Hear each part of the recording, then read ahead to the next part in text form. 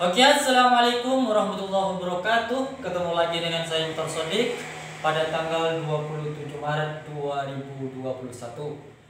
Pada kesempatan hari ini saya akan membahas tentang noun atau kata benda.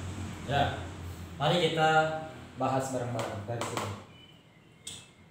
Noun adalah kata benda, baik itu abstrak ataupun konkret, bisa juga menunjukkan ide ataupun gagasan.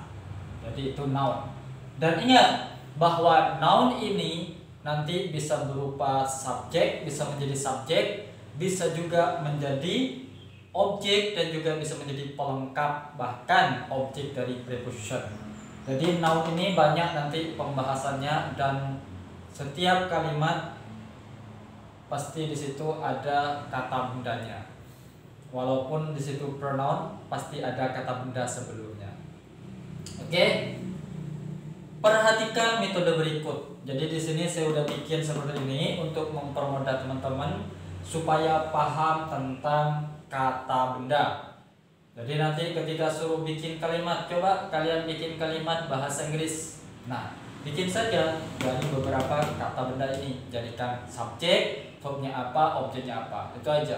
Jadi kalimat dalam bahasa Inggris ada subjek, ada verb, ada objek, ada adverb. Sama seperti halnya dalam bahasa Indonesia. Subjek, predikat, objek, keterangan. Ya. Noun dilihat dari wujud, dilihat dari jumlah, dan dilihat dari perubahan singular ke pluralnya. Nah, dilihat dari wujud, ada abstrak, ada konkret. Abstrak berarti sesuatu yang tidak bisa dicerna oleh panca indera. Contohnya seperti beauty, keindahan, kecantikan. Ya, keindahan, kecantikan. Sadness, kesedihan. Happiness, kebahagiaan. Freedom, kebebasan. Boredom, kebosanan, dan lain-lainnya. Abstrak gitu ya. Yang konkret ini ada empat. Pertama ya, pertama di situ ada common, terus ada proper, terus ada collective, ada material. Nah, kalau common berarti kata benda yang masih umum. Seperti flower, bunga, city, kota, country, negara, person, orang, handphone, HP, ya, handphone. Kalau yang proper, kata benda khusus, berarti bagian dari flowernya ke bawahnya. Contohnya kalau dalam bahasa Indonesia, bunga itu kan basic, ada bunga matahari, bunga kamboja, bunga sakura, nah dan lain-lain. Nah, ini masuk ke proper. Makanya di sini sunflower bagian dari flowernya. Kediri berarti kota. Indonesia berarti country, kan gitu kan. Darmadi ke personnya. Oppo, nah HP-nya. Jadi HP ini kan banyak macamnya. Ada Oppo, nah itu namanya proper noun. Ada Nokia, ada Realme, ada Xiaomi, dan lain-lain. Nah, ini proper noun.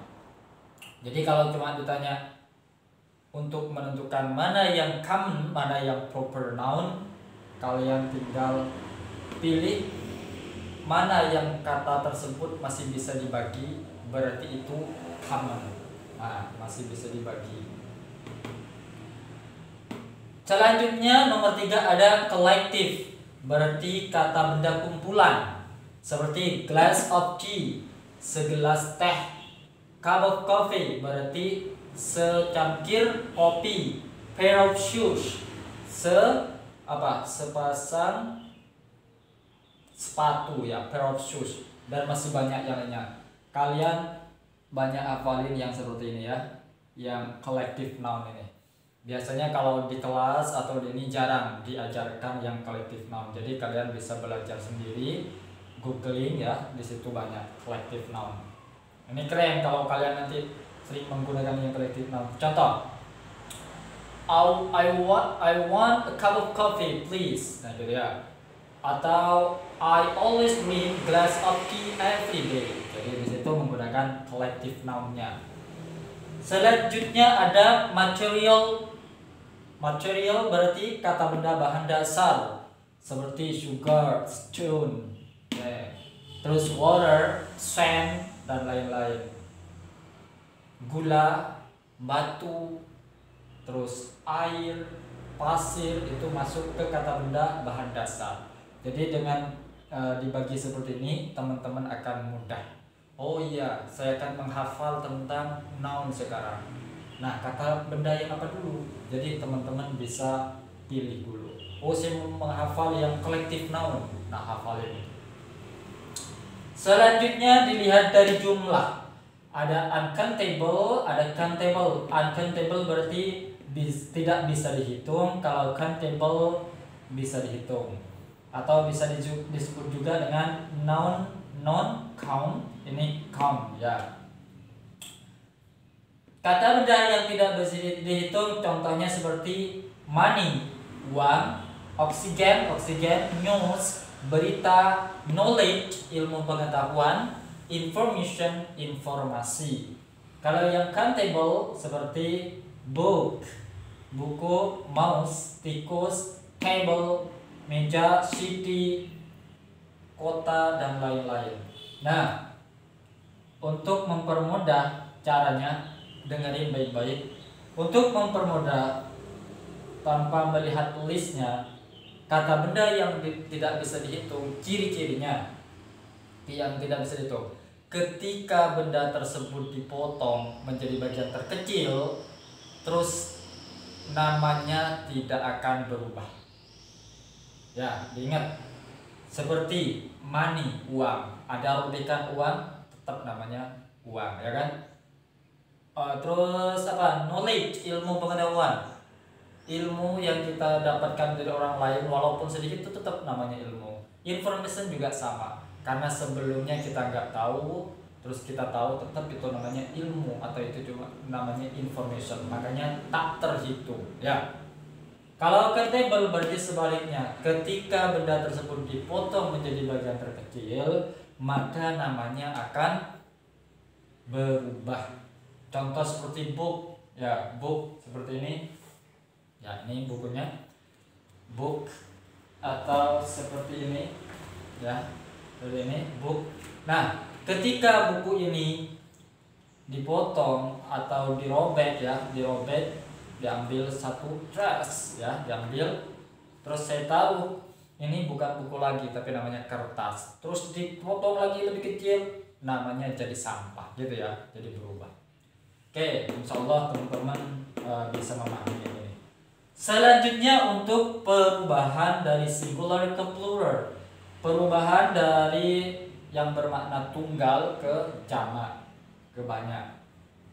Di sini ada namanya regular, ada irregular. Berarti regular plural noun. Berarti kata benda jamak yang beraturan. Ya. Berarti irregular plural noun, kata benda jamak yang tidak beraturan. Jadi ininya, nah, irregular, akhiran awalan ir, ya. Contoh kalau yang regular, book jadinya books, table jadi tables, city jadi cities, ya. Ciri-cirinya ada s, ya di situ, ya. Kalau yang irregular seperti mouse jadi mice, child jadi children, fish jadi fish, terus ada yang ini juga tooth jadi teeth, ya, food jadi feet. Nah, bisa ya. Dan nanti kalau di TOEFL khususnya di Longman, di situ banyak contohnya seperti datum jadinya data, curriculum jadinya curricula, ya. Terus apa? Alumnus, alumni. Cactus, cacti. Phenomenon, fenomena. Banyak nanti ya yang di ini, di materi TOEFL. Jadi teman-teman hafalin materi yang irregular verb ini, khususnya yang masih beginner, hafalin yang biasa dulu, nanti baru naik level ke yang TOEFL ya. Oke, itu saja untuk pembahasan hari ini, semoga bermanfaat. Jangan lupa dukung terus channel saya ini dengan cara like, comment, subscribe, dan share ke teman-temannya, keluarganya, siswa-siswinya, supaya apa yang saya ajarkan ini menyebar ke seluruh dunia. Thank you and see you.